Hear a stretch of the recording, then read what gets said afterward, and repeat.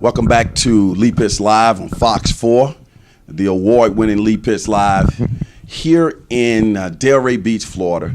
And we're so thrilled to continue our conversation with the candidate for the State House, the state of Florida, District 26, Percy Williamson, who has been so gracious to stop by and give us this time as he moves through the state. And he has made a reputation for himself in the area of Delray Beach. So we're indebted to him.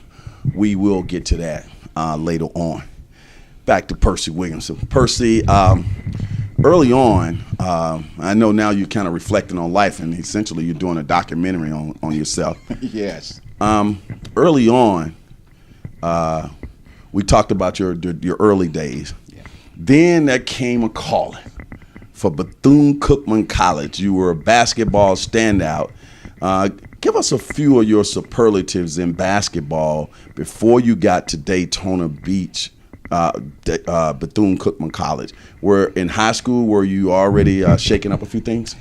We were.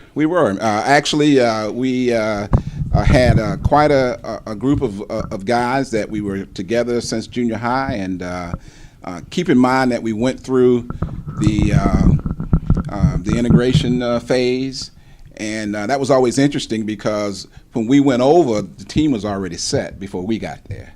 And it's very interesting because talent rises to the top, and so eventually to have 4 members of the African American heritage start for Seabreeze High School at that time was unheard of. What year are we talking about? We're talking about 1974.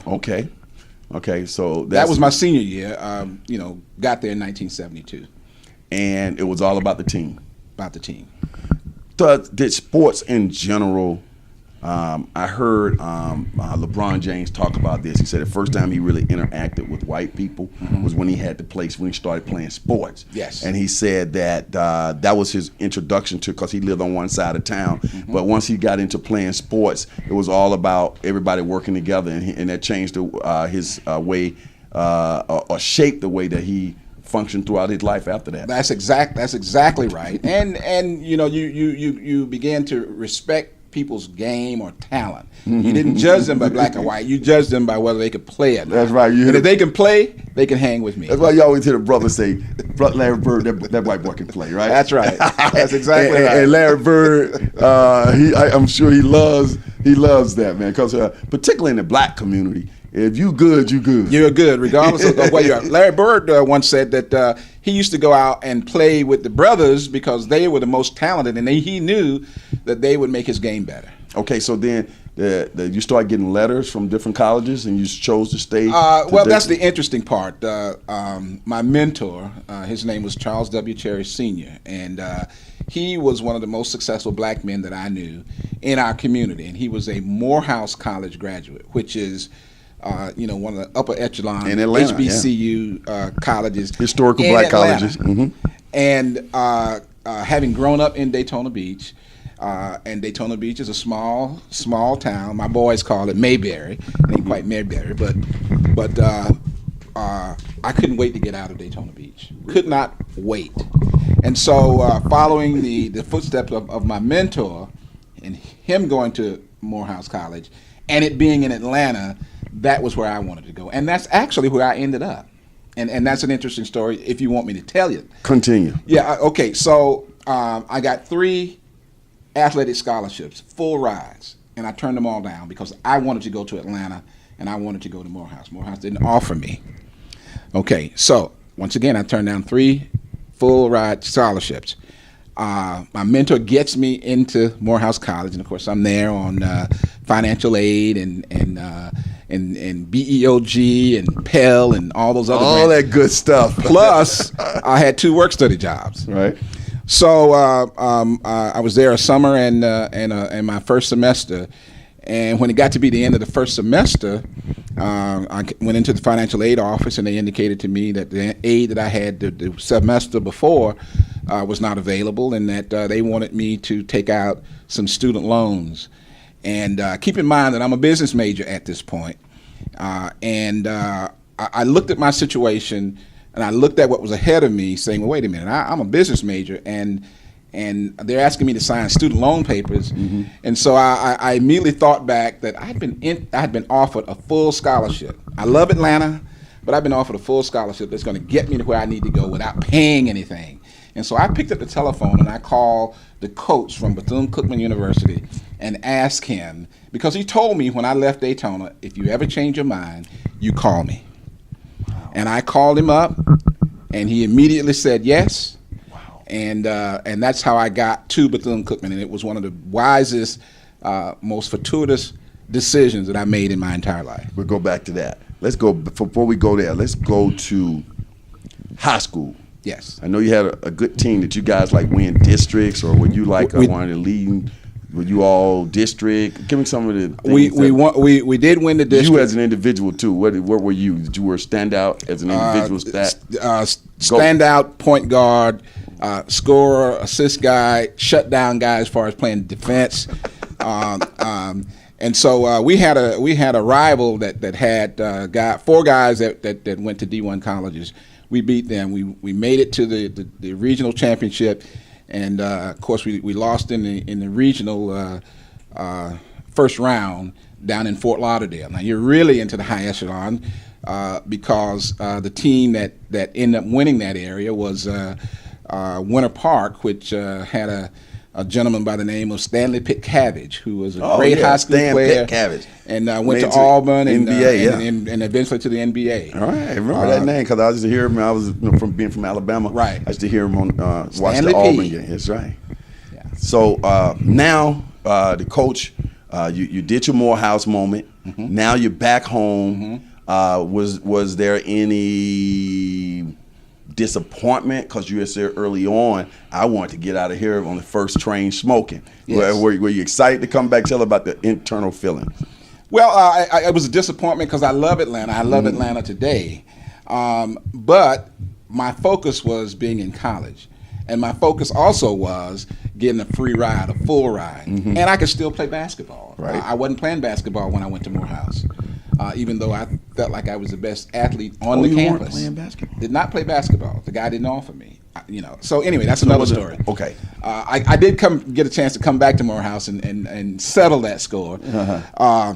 But the important thing was that Coach McLaren, when I got there, the very first practice, he put the ball in my hands and says, "You're my guy. You're going to take us wherever we're going to go." Really? And from the beginning, and I'm happy to say that we did win the championship my junior year, and I was all conference 2 years, being the smallest player in the conference at 5'6" tall at the time. Okay. What were some of your stats that you recall?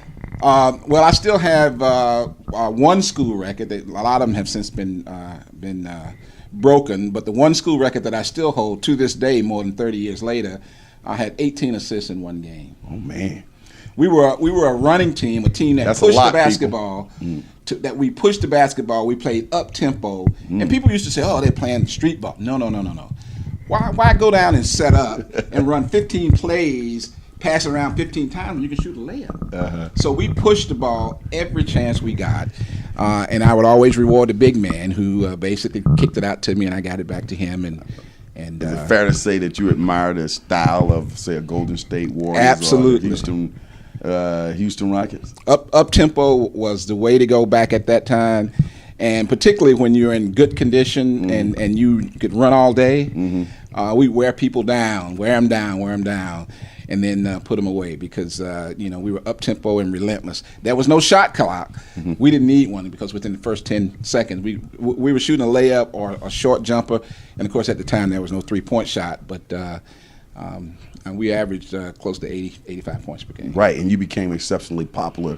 Your popularity started to increase in Daytona at that time. So at an early age, you were a recognizable person in the city of Daytona. That's absolutely true. My 8th grade year, I had a coach that said that, you can go as far as your talent will take you. You just have to stay out of trouble and stay focused. And that was the first time that I kind of felt separated from the rest of my teammates. And I quickly shut that down. He wanted to do things for me, and I said, no, I'm going to stay humble and do the things that I've always done, which is be a good teammate. While matriculating at Daytona, at Bethune-Cookman College, what were some of the things that were awakening to you socially and politically? Well, that's when I got my political awareness being in college. I got my cultural awareness being in college, and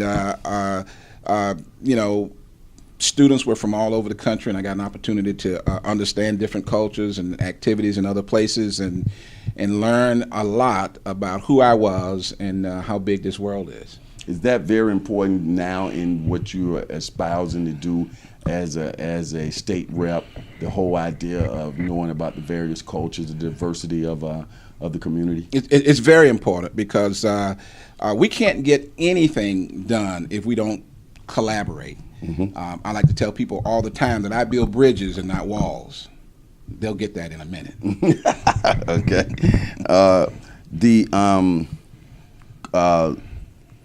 Political. Did you engage in any political organizations on campus, student government, anything, or that would come later? No, almost immediately. Really? I got into the SGA and the Men's Senate and other things, and then I worked in my first political campaign in 1976. I was a volunteer for Jimmy Carter, who actually went on to win the presidency at that time, and I held within my own room. We had debate parties where guys would come in and say. Wow. So it was always fascinating to be able to see the political process work and to be involved in it. So even though this is my first run for political office, I've always been politically aware my entire life. How would you describe Bethune-Cookman College back then and comparing it to now?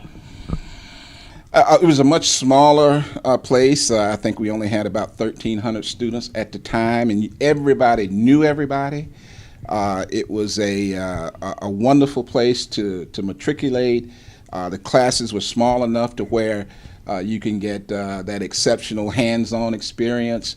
And from a social and an athletic standpoint, I think I grew by leaps and bounds with my experience at an HBCU. And having a great education, I can tell you that later on in life, when I got into my banking career and also in my municipal government career, people were surprised that I'm a Bethune-Cookman graduate based on, I'm their boss, and so they needed to figure out, well, how did that happen? Percy. Particularly with the larger universities that they came from. And how would you describe the campus now? Because I know you're passionate about your alma mater. Well, we're going through some very difficult times right now. It's having some challenges as far as this, its finances are concerned. It's having some problems with its accreditation, and it just makes it's difficult for me to see what's happening.